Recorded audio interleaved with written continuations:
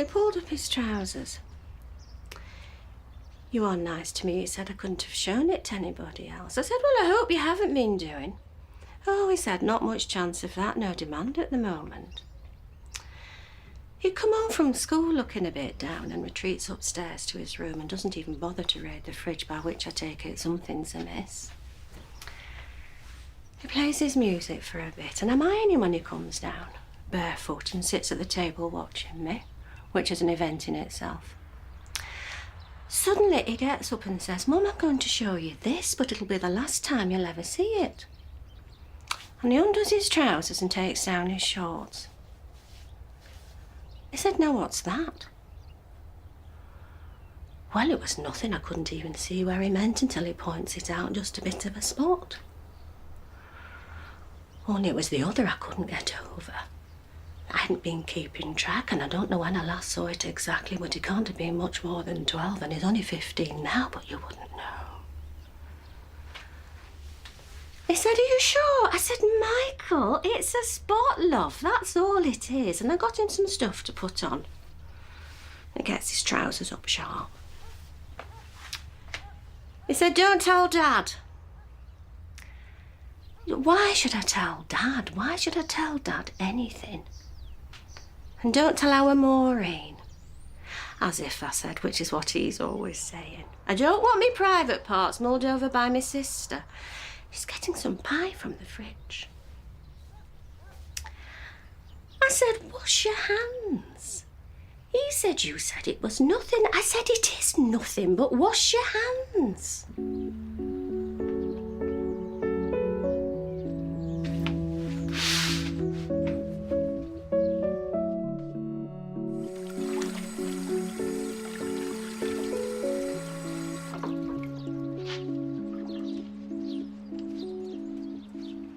It's an aerodrome we go to.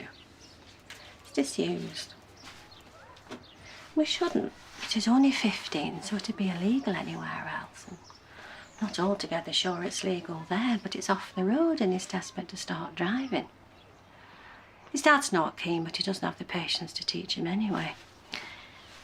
Nearly killed him though today. There was this lad gunning his motorbike about, and Michael nearly went into him. Scraped him. Only it was my fault. I should have been looking in the mirror. He scarcely touched us, this lad, and just belted off. Only I had my hand gripping Michael's leg. I was so shocked. And he was trembling. He said, "Mum, let go of my leg." I said, "I hope he hasn't scratched the bodywork." He said, "It's my bodywork I'm bothered about. Let go of my leg." Anyway, there was only a tiny mark on the bumper. Couldn't hardly see it, only I said I'd tell Dad it was me that was driving. But I brought a flask. So we sat there on this runway having some coffee. And I said, and I shouted actually with having his music on, "Is this what they call quality time?" And he nods. The whether at me or the music, I couldn't tell. And he's looking at his phone. Later on, Maureen saw me checking the bumper. She said, "Is that a scratch?" Michael says, "No, it fucking well isn't. And anyway, Mum was driving." And he winks at me. And I wink back. Only I can't wink, so I just screwed my face up.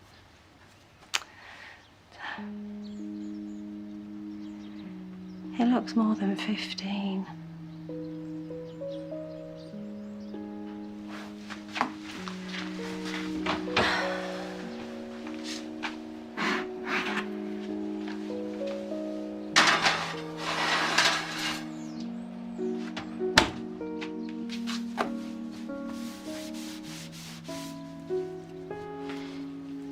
Thinking about it afterwards, I didn't see the bike because I was looking at Michael's hands on the wheel. Thinking about how much nicer they are than my hands.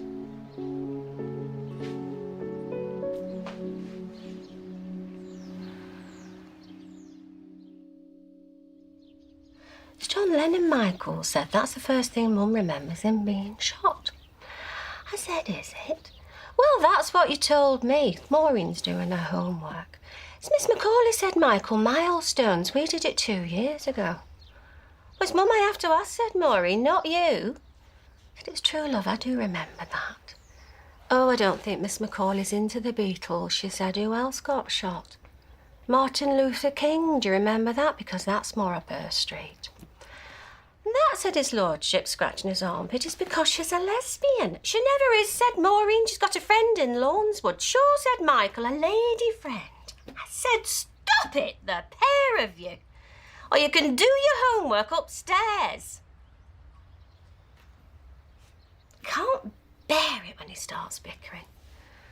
1 minute he's so grown up, the next he's back to being 10 years old. Oh, I'm sorry, precious, and puts on his caring voice and starts stroking her arm. Don't touch me, Maureen says. Most sex crimes are committed in the family. Anybody touches me, that's a crime. I shouldn't worry, he says, nobody's going to. What, touch you? Nobody's going to touch you either. Oh, really, he says, how do you know they haven't already? I put my hands over my ears and I really lost it. Stop it! Stop it! Just leave each other alone!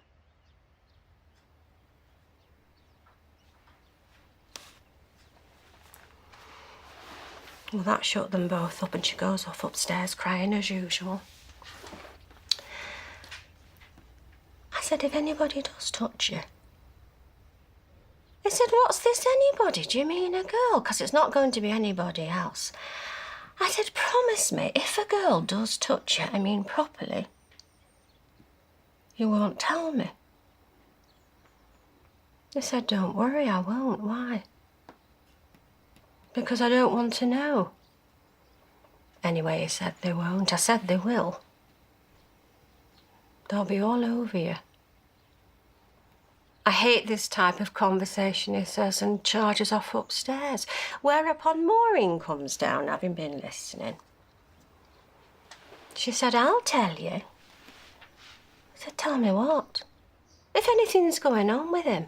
I don't want you to tell me, I said. I don't want you to tell me anything. Though you must tell me if anything happens with you.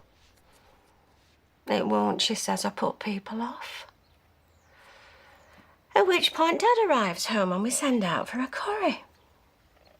Well, I let them get on with it. Only Michael says, are you not having any? No, I says, it doesn't always agree with me. I'll just have a bit of cheese and an apple. That's more for us, says Dad. Later, I'm stacking the dishwasher whilst Dad's next door watching the news. And suddenly Michael says, Mum, I know what's going on. I'm 15. I know what's happening. I said, well, I'm 46 and I don't. What is going on? He said, you're having an affair. There are all the signs, new hairdo, lipstick. I said, there's no law against lipstick. And slimming, he said. Well, I laughed. He said, it's not the menopause. I said, it's a bit soon for that anyway. What do you know about the menopause? I said, we did it in social hygiene. Anyway, that's a relief. I said, why?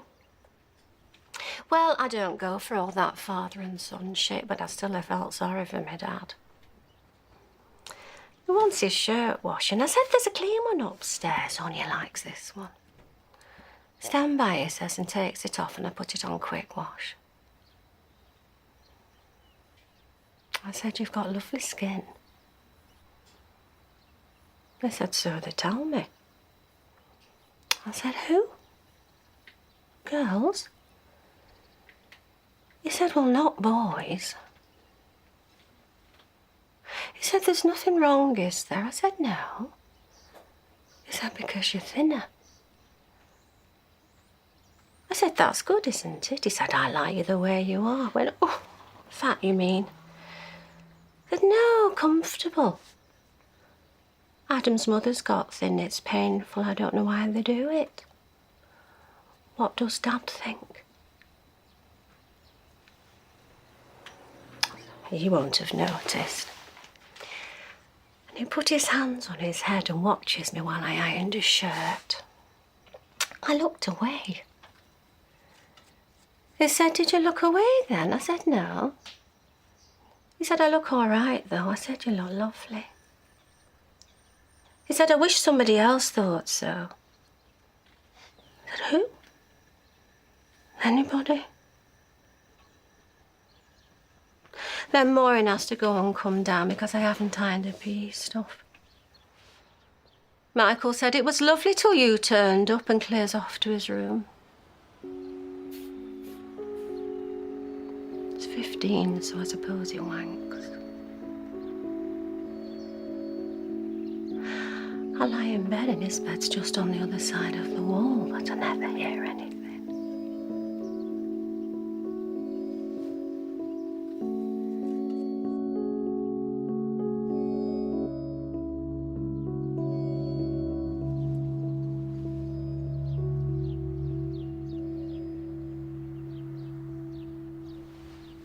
Doesn't smell. Doesn't smell at all. T-shirts feel a bit stale at the smell of him, but they don't smell.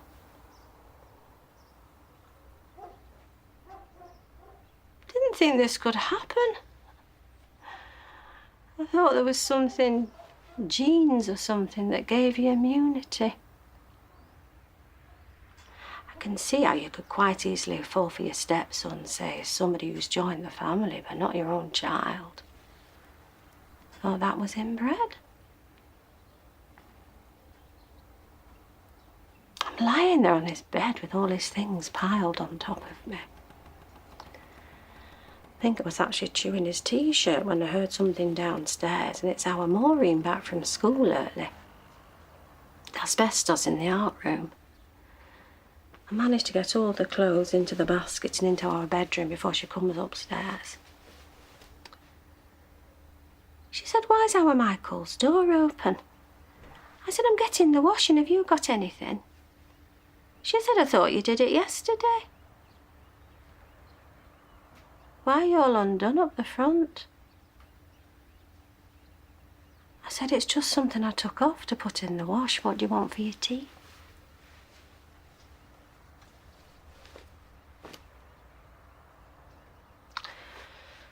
Later on, I went over to see Louisa. She still smokes, so we adjourned to the end of the garden. I said how nice Michael was being. She said, oh, they are at that age, just before they take off. Ricky's the same. Can't look at him sometimes, I fancy him that much. And she laughs as if this is the most normal thing in the world.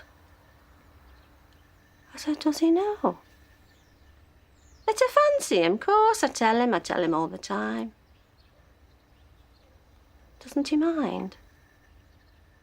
She said, no, it was him that said it. Caught me looking at him out of the bath and he said, you fancy me, don't you? I said, oh, don't flatter yourself. But he was suited, you could see. But Michael wouldn't be. Though he tells me everything. No, he doesn't, love. They never do.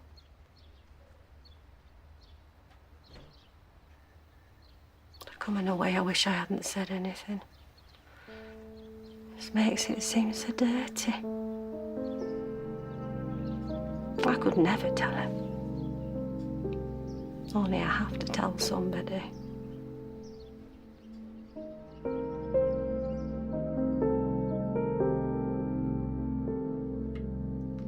I'm not religious, but I thought I could go and see the vicar. Only I got off on the wrong foot because a woman comes to the door with her marigolds on. I said, is the vicar in? She said, yes. I said, can I see him?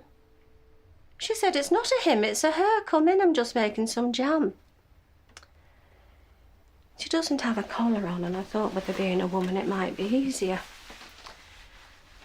Only to begin with, I just sat there not knowing where to start. She said, how can I help you? Glued to the auger. I said, I'm not sure you can, it's my son. She said, has he done something wrong? I said, no, nobody's done anything wrong. Are you sure it's not burning?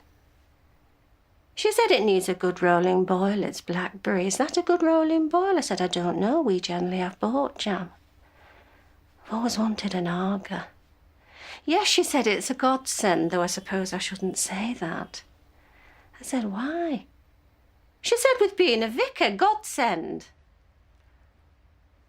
How old is he, your son? He's 15, but he looks older. Oh, they all do now. I've got a partner. Didn't you used to work at the library? I did. Sad that going. It is, I said, I miss it. The thing is,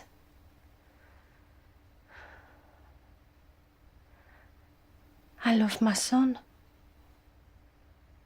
Well, he's your son. I should hope you do. I said, no, I mean, I'm in love with him. But I'm just an ordinary woman. Nobody's ordinary in the sight of God. Well, that didn't seem to me to get us any further, so I said, nothing's happened. We haven't done anything. Didn't tell her I'd thought about it.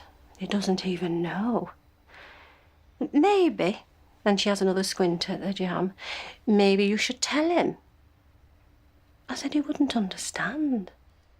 Oh, people have more to them than one gives them credit for. I said, he's not people, he's 15. She said, I suppose it's no good telling you that God would call it a sin. I said, how's the jam doing? It's a crush. It'll pass, give it time. It's like bringing him up and living together in the same family. You do have a husband. I said, yes, I did. She said, only living in close proximity together bestows a kind of protective coating on members of the family so that in normal circumstances they don't fall for each other. And somehow your protective coating has gone missing. Why would that be, do you think? I knew how it started, but I wasn't going to tell her that. As I'm going, she says, does your husband know? I said, no. She said, don't you think you should share it with him? I said, share, no. Good luck with the jam. Afterwards, I went and sat in the church. I don't feel I'm even entitled to this, well, passion. It's lofty. Shakespearean. A man came to talk to us at the library once. He said, love transformed so that even the most ordinary people could become epic, I think it was. But I'm just an ordinary woman.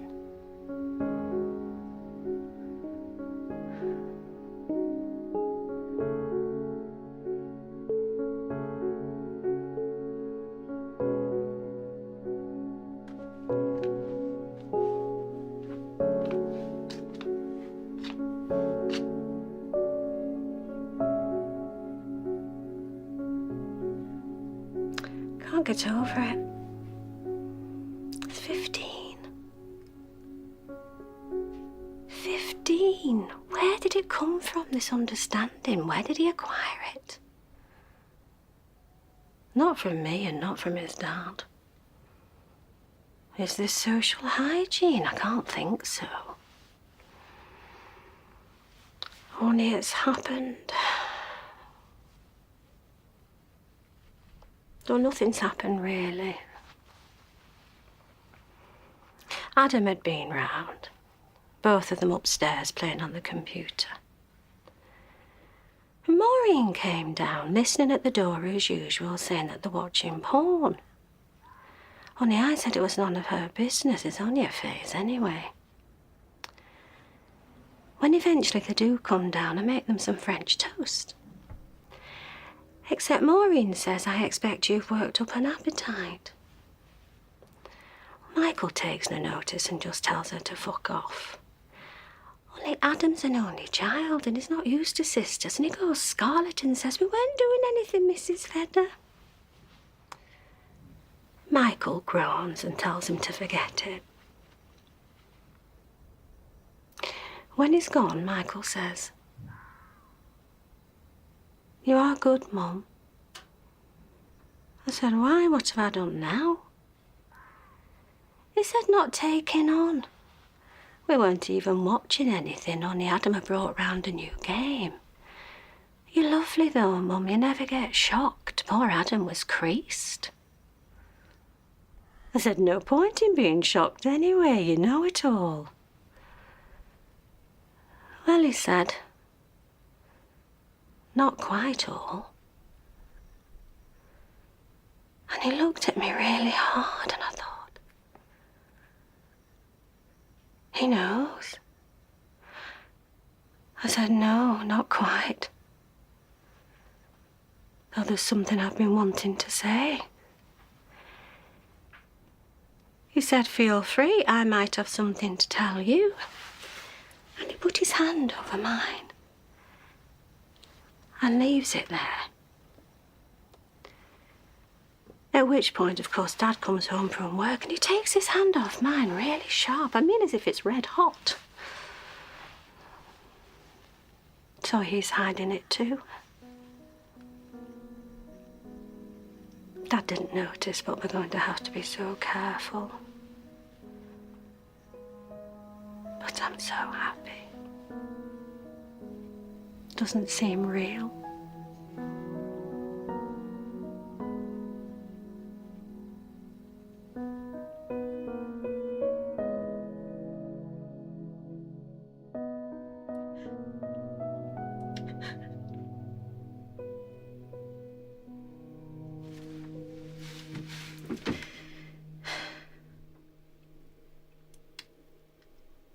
I thought I was on safe ground, otherwise I wouldn't have spoken. I said, "But what was it you were going to tell me yesterday?" I said, "I had something to tell you." "You sure did." "But you had something to tell me." "Oh, that I've got a girlfriend. What's it matter now?"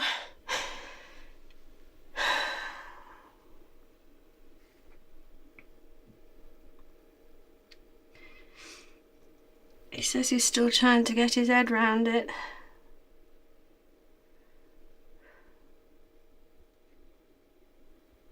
When you say love, you don't mean sex and stuff. I should have said yeah. That's just what I do mean. And he said, "No, it depends." And what he says? Me being out of my mind, you're my mother. And suddenly he dashes to the back door and is sick on the step. He comes back saying, "Isn't it against the law?" It's one of the few things that is. I said, "Loving isn't against the law," and he pushes me really hard so that I went over on my bad knee. He says, "You all right?" I'm not. "Oh, Christ," he says. And he picks me up, but he was touching me, I suppose. He pulls his face and pulls away from me as if I'm dirty, which I suppose I am. The dirty mother. The blameless father comes home later on, but nobody puts him in the picture. The dirty mother can't face it, and the object of her affection doesn't know how to. In the end, it's Maureen who does it, who's unsurprised. Sitting at the kitchen table and saying, "Well, I knew all along. We were so nice and ordinary," Michael said. "Now look at us." Maureen says, "I think it's quite interesting."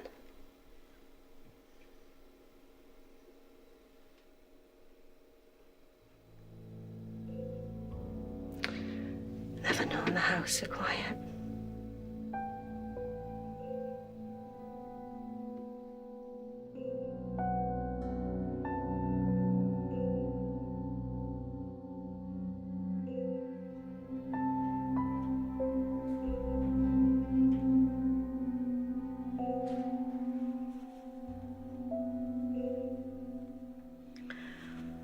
I never thought I'd land up here. Only I've not been sectioned, and if I wanted I could walk out tomorrow, but the way I am now, one place is much like another. Dad comes and sits. It's a bit wary at first, but our Maureen comes all the time. Brings her homework, does it at the bottom of the bed. But I like her more now than I used to. Of course, she's got no competition because Michael hasn't been near. I blame the therapist. Marnie, her name is. A doctor, but just in ordinary clothes, no white coat, lots of frizzy hair. Because I wasn't in here to begin with, I was at home. I was on tablets and it was miserable, but we were managing. Only Marnie has a thing about goals. Recovery is a journey and all that stuff. And now that Michael has a girlfriend, one stage would be if the girlfriend stops the night. Not keen, and nor was Michael by all accounts. We don't talk much, only told his dad he thought it was a bit soon, and probably they wouldn't be doing anything anyway. It's only on the other side of the wall. They reckoned to give me an extra sleeping tablet, but if they did, it didn't work, and I think Dad was awake too, only he never let on. Anyway, far from not doing anything, they went on all night, apparently, and I don't quite remember this. I must have got up in the small hours, found my hairdryer of all things, and started praying on his door. He'd locked it, or else I would have gone in, whatever they were doing. Apparently I was shouting, "Stop it, stop it," and the hairdryer broke in my hand and cut me. There was blood all down the door. Dad and Michael shouting at one another. Michael with not a stitch on, and Maureen stood in her door taking it all in. Family life was all she said.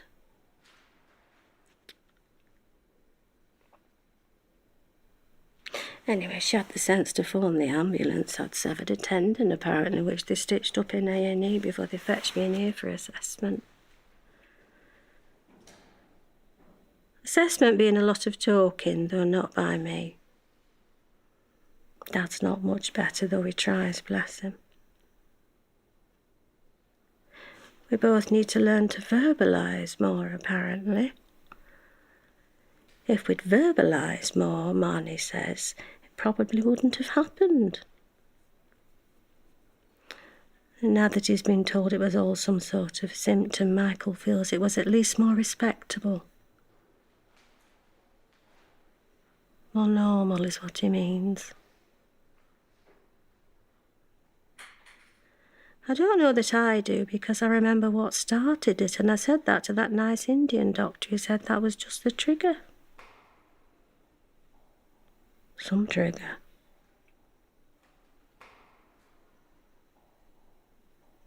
Louise has been. Blames the therapist. Says lots of women feel the same. Adam's talked to Michael, who claims he understands. He doesn't.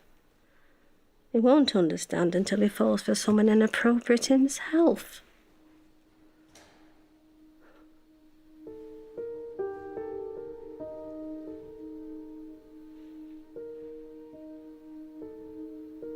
I just sit a lot of the time. Once they've got the tablets sorted, I can go home, apparently. Back under the same roof.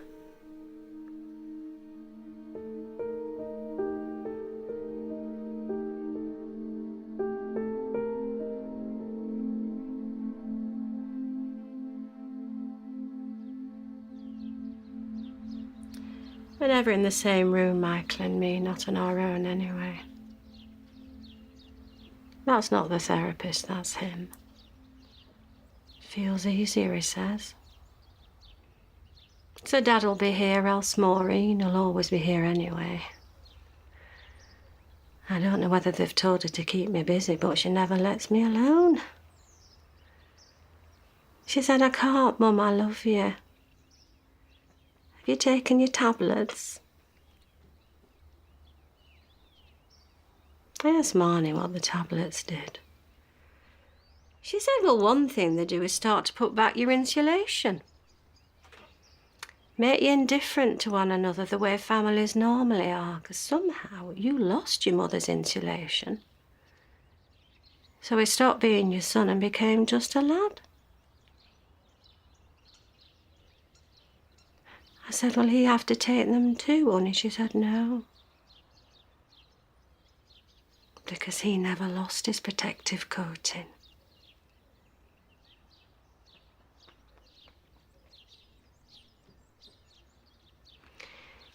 He did come in after school with our Maureen in tow. Sits across the room like I'm infectious. I said, I'm on tablets now, you can take my hand. Only he didn't. He said, you mustn't love me, Mum. I said, I don't anymore. I've told you I'm on tablets. And I can love you both now. And Dad as well, said Maureen, holding my hand. Just like a proper family.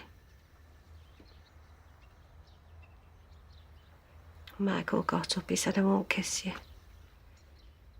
I said, how many more times? I've told you I don't feel anything. Best to be on the safe side, he said, and just blows me one.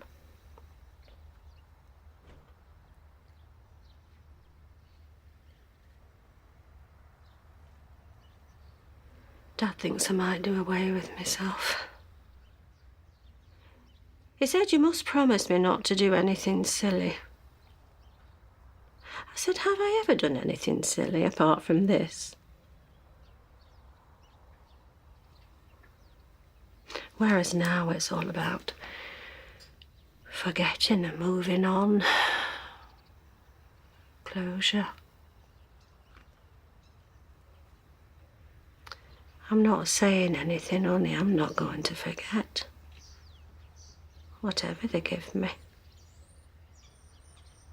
One of the doctors said, you've no business having thoughts like that, a nice middle-aged lady like you. But I did.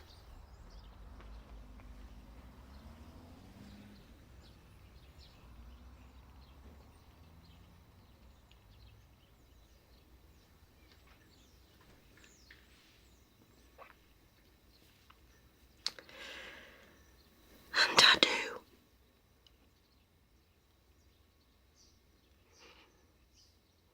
But the more I think about it, the more I think I'm just an ordinary woman.